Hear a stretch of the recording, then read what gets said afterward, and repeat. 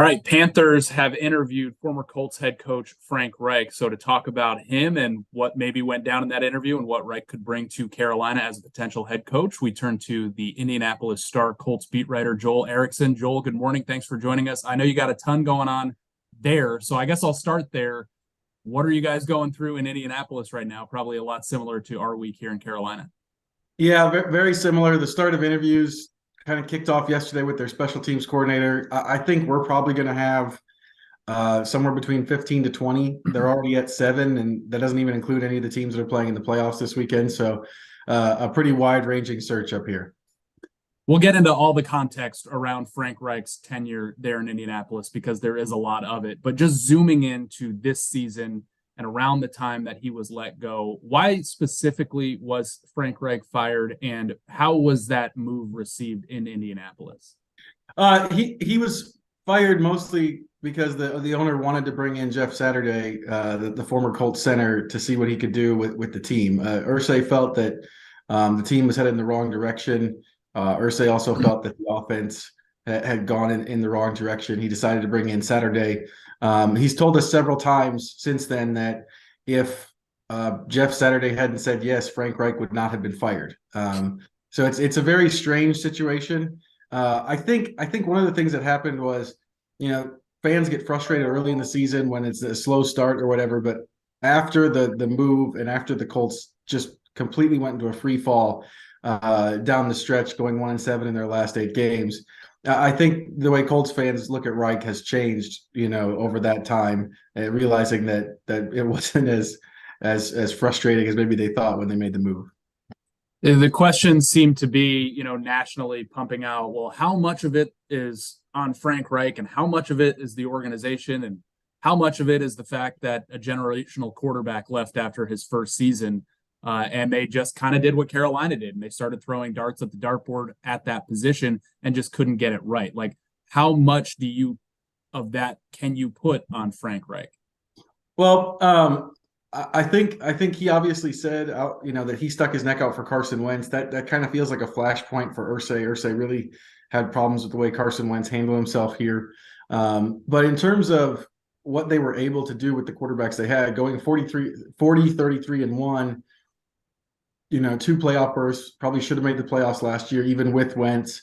Generally what would happen here is he would get off to a slow start because they'd have a new quarterback and you'd have to kind of figure him out. And then November and December is when they made their run, which is another reason that this year's decision to fire him when they did made so little sense, because that's typically when they've gone on their runs in the past. The other thing about this is the organizational stuff.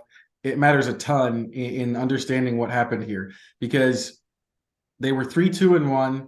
They lost the game in Tennessee, and the owner, Jim Irsay here, mandated that they go from Matt Ryan to Sam Ehlinger.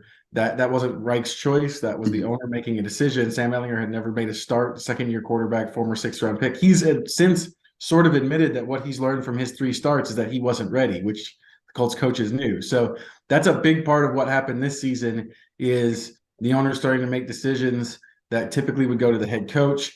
And then I think the other piece of it is I don't think that Reich got everything he wanted from a weapons standpoint while he was here in Indianapolis. So what do you think Reich would try to sell an owner like Carolina's David Tepper in terms of and David Tepper clearly is stacking the box against interim Steve Wilks with just offensive guy after offensive guy. So what do you think Reich's selling point for what he wants his offense to look, play, and feel like would be? Frank Reich's biggest word on offense is multiple. He wants to be multiple as possible. He doesn't want a team to be able to take one thing away and shut you down. So he wants to be able to run it. He wants to be able to throw it. The passing game should be primary. It wasn't always like that here because of the quarterbacks they had. But for him, the passing game should be primary. But he does want to have the kind of running game that can take advantage of defenses that are geared up to stop the pass. And I think the other thing he can sell is being multiple like that allowed them to make adjustments based on their quarterbacks. They didn't have to try to pigeonhole guys in. It took them a little while sometimes to figure out at the beginning of the seasons what worked best with them. But he's willing to do whatever it takes to score points and put up yardage. I think 2021 is a good example of it. They finished badly, but that was an offense that ended up close to the top 10 based on Jonathan Taylor and focusing on him, sort of what Carolina did this season after Wilks took over to get the offense going a little bit. He's being multiple the way he is allows him to find answers when it doesn't seem like there are answers. One of the big selling points for Steve Wilks here is that he related so well to Carolina's players and got them to play basically a kind of punch above their weight over the last 12 games of the season. What did you notice about Frank Reich's relationships in the locker room? Obviously, he's a former player. That was a long time ago. He played here in Carolina. I'm not sure how much, that carries with today's NFL player, but what did you notice about his relationships with his guys? Reich was beloved in the locker room here. Quentin Nelson said, I loved Frank Reich. I feel like I let him down after he got fired. He wasn't the only one to say something like that. There were several people that did that. One of Frank's gifts is relating to people in a bunch of different walks of life.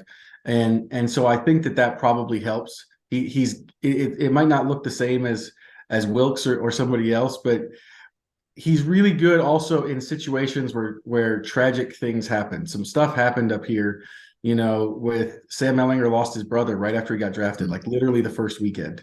Ryan Kelly, the Colts center, lost a child. Like Reich is really, really good in those situations. And that stuff, like players don't forget that when something bad happens and their coach is there for them in a way that's more than just the normal coach thing.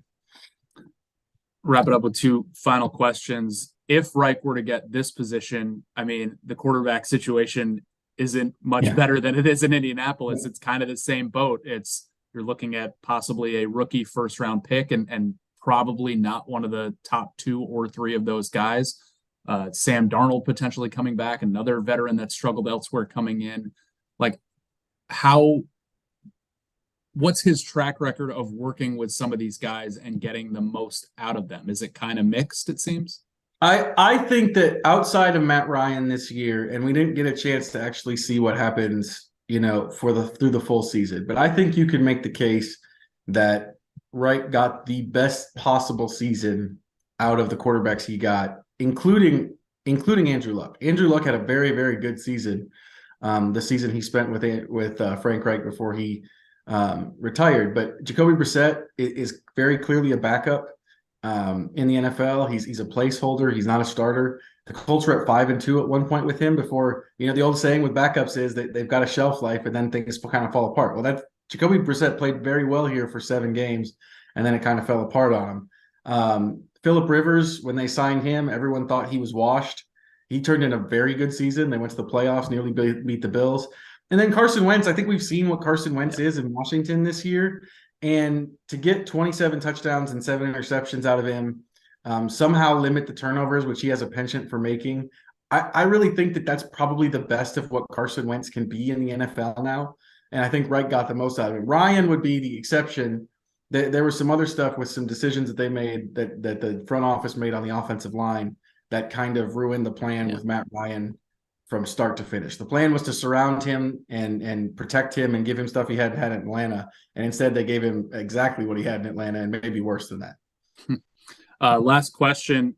At 61, Reich is the second oldest candidate here in Carolina, only to Jim Caldwell.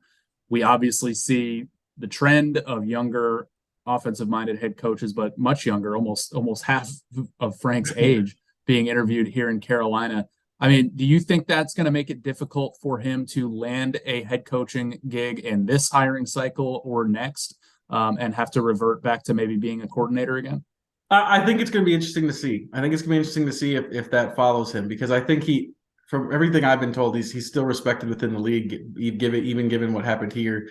I think most people look at Indianapolis and see something else is going on there. Yeah. But the age thing is obviously a big part of it, because there are a lot of young coaches being hired. A lot of the candidates that are coming into Indianapolis to interview right now are in their 30s or 40s.